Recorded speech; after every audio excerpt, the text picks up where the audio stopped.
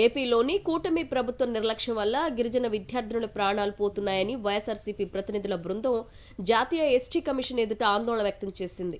2 మరణించినా దాదాపు 170 మంది బాలికలు కామెర్ల బారిన పడినా ప్రభుత్వం మొద్దు నిద్ర వీడట్లేదని మండిపడింది.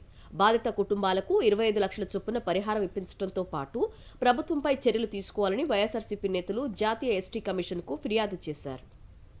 ఏపీలోని కూటమి ప్రభుత్వం నిర్లక్ష్యం వల్ల పార్వతీపురం మన్యం జిల్లాలో గిరిజన విద్యార్థుల ప్రాణాలు పోతున్నాయని వైఎస్ఆర్సీపీ ప్రతినిధుల బృందం జాతీయ ఎస్టీ కమిషన్ ఎదుట ఆందోళన వ్యక్తం చేసింది. దాదాపు 170 మంది గిరిజన విద్యార్థులు క్యామెర్ల బారిన పడి ఆసుపత్రిలో చికిత్స పొందుతున్న ఏపీ ప్రభుత్వం మొద్దు నిద్ర వేడటం లేదని మండిపడింది.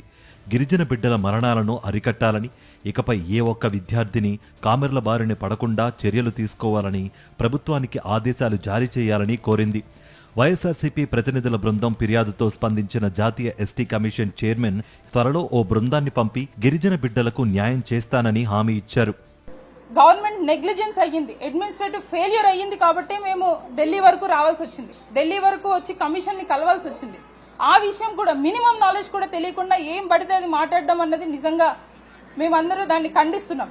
అట్లీస్ట్ మీకు వ్యక్తిగతంగా మా గిరిజనులకి ఎలాంటి సర్వీస్ ఇవ్వాలని అనిపించకపోయినా మీరున్న పదవులకి రెస్పెక్ట్ ఇచ్చి కనీసం మా గిరిజనులకి న్యాయం చేసే విధంగా మీరు ప్రవర్తించండి.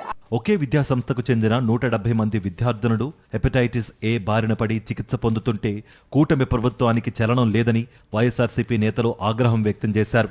చంద్రబాబు, పవన్ కళ్యాణ్ ఏం చేస్తున్నారని నిలదీశారు.